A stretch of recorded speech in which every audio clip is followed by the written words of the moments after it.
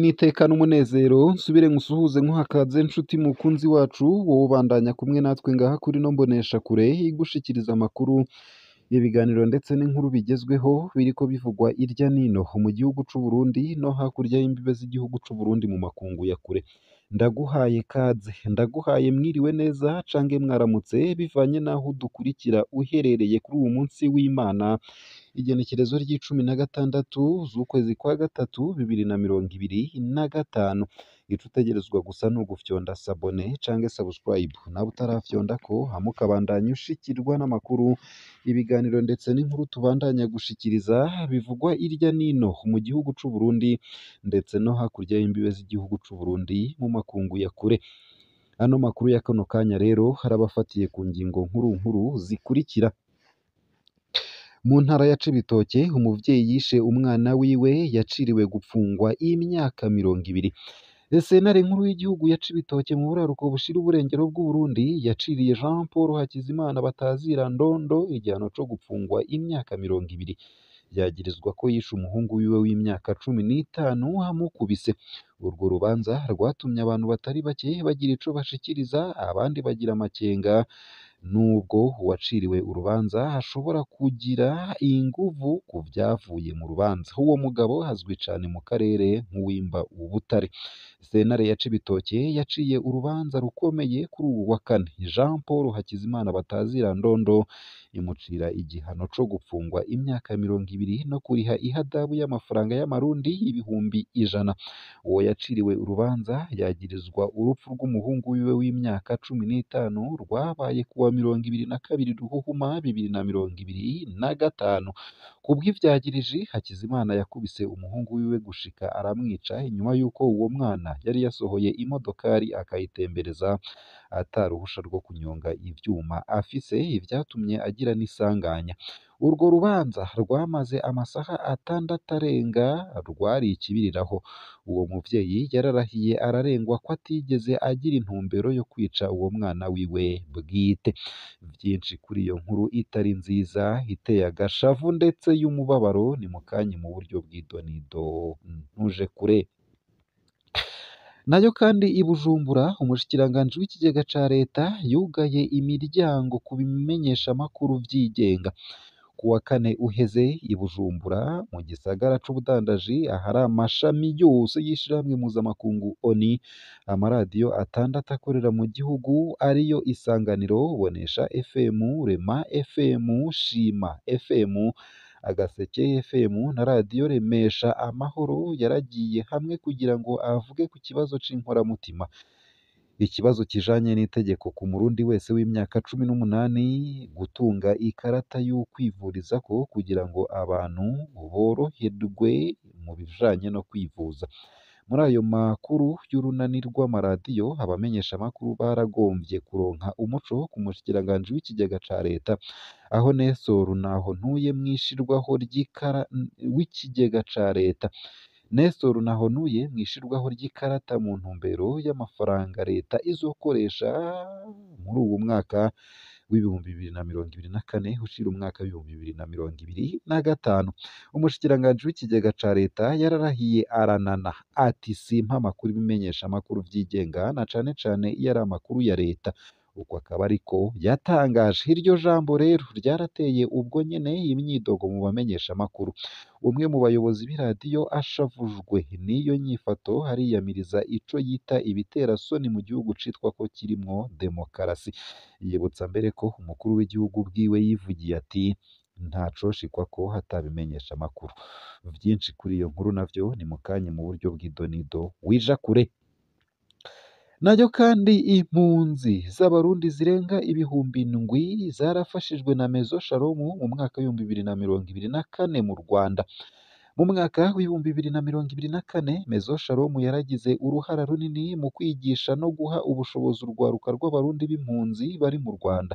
kubera utwigoro tw'ico kigo urwaruka rurenga ibihumbi ndwi rwarashoboye kubandanya amashure yarwo urundi ruhabwa inyigisho z'imyuga ariko naho ivyo vyashitsweko ico kigo kirafise ingorane zitari nke z'amahoro na cane cane zifatiye ku vya politike bikikuje uwatanguje ico kigo ku mpunzi nyinshi z'abarundi ziri mu Rwanda Mezo Shalom ni icizigiro nyakuri mu mwaka w'ibihumbi bibiri na mirongo ibiri na kane ico kigo carashigikiye urwaruka rurenga ibihumbi ndwi mu bijanye n'amashure yarwo haba mu mashure y'intango ayisumbuye kaminuza ndetse no mu nyigisho z'imyuga vyinshi kuri iyo nkuru nziza ni mu kanya mu buryo bw'idonido ntuje kure ico utegerezwa niki ni ukumanuka munsi y'ino video hamwe ugafyona imbere y'ijambo Isange TV haraba handitse ijambo sabone canke subscribe urafyondako hamwe uba udushikirije intererano yawe yo kuja turakuronsa amakuru inkuru ndetse n'ibiganiro bigezweko tubandanya gushikiriza binyuriye ngaha kuri no mbonesha kure imwe rudende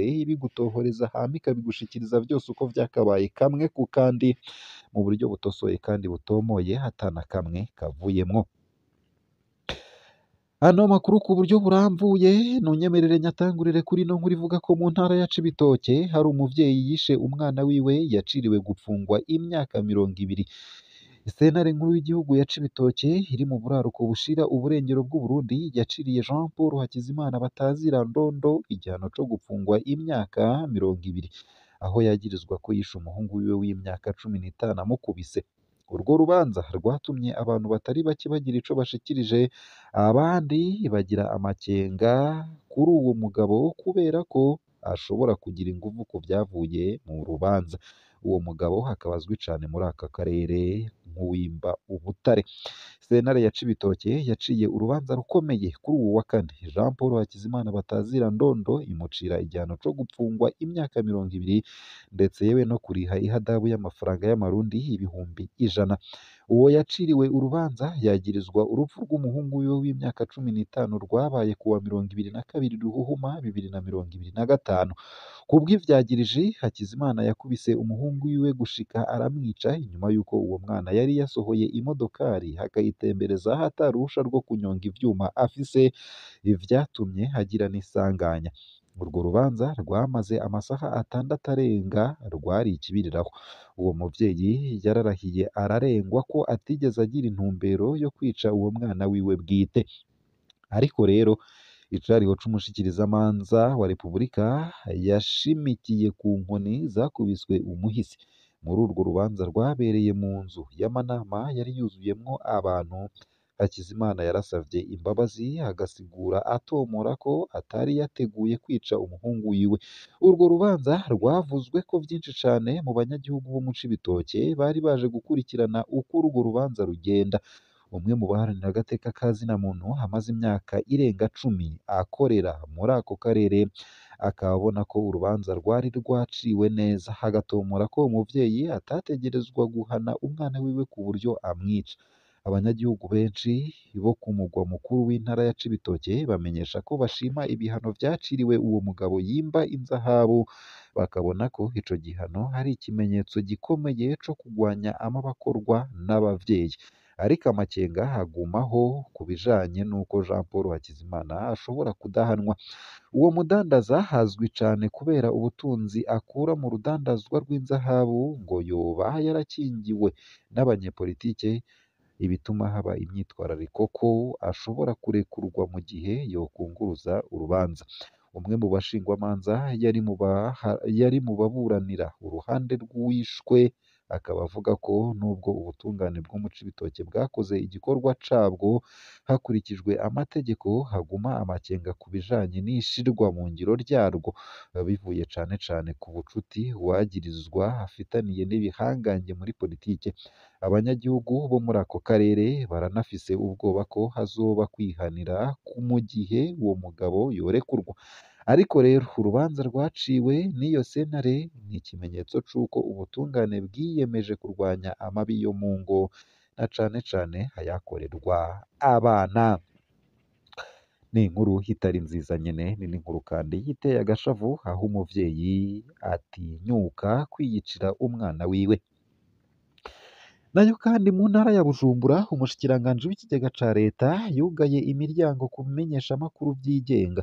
Ku wa kane uheze i Bujumbura mu gisagara c'ubudandaji ahari amashami yose y'ishirahamwe mpuzamakungu ONU, amaradiyo atandatu akorera mu gihugu ariyo Isanganiro, Bonesha FM, Rema FM, Shima FM, Agaseke FM na radiyo Remesha Amahoro yaragiye hamwe kugira ngo avuge ku kibazo c'inkoramutima kijanye n'itegeko ku murundi wese w'imyaka 18 ku gutunga ikarata yo kwivurizako kugira ngo abantu boroherwe mu bijanye no kwivuza.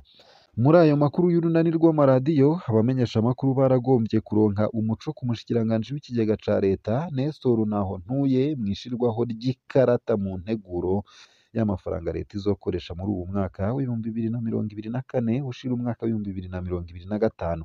Umushikiranganji w'ikigega ca leta yararahiye aranana ati simpa amakuru ibinyamakuru vyigenga na cane cane iyo ari amakuru ya leta.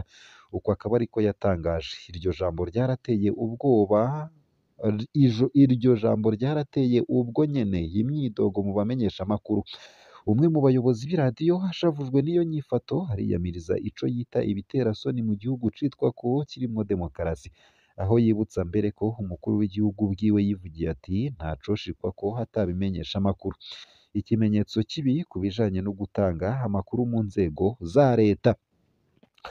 Abamenyeshamakuru benshi n'abasesanguzi babona ko ingingo yafashwe n'umushikiranganji Ntahontuye iteye impungenge.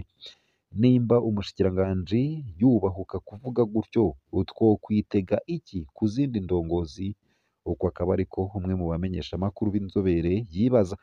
Agashavu ni kenshi cane kuko abarongoye ibinyamakuru bamye kenshi batabaza indongozi ko bahura n'ingorane nyinshi mu kuronka inkuru. Bariyamiriza imforo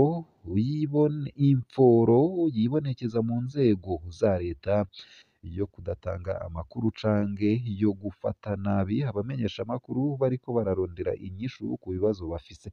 Ibinyamakuru biratabaza inzego zijejwe gucungera uko ibimenyeshamakuru bikora. Kubera iyo ngorane, abamenyeshamakuru basaba inama y'igihugu ijejwe gucungera uko ibimenyeshamakuru bikora CNC n'ubushikiranganji bujejwe gutumatumanako amakuru gufata mu minwe ico kibazo hakiri kare. Basaba ko hoba gusubiza ku murongo inzego za leta kugira ngo zubahirize ico zitegerezwa gukora, na cane cane kijanye no gutanga umuco n'amakuru nkenerwa mu ntwaro ibereye, ndetse no gutanga amakuru ku banyagihugu bose b'Abarundi.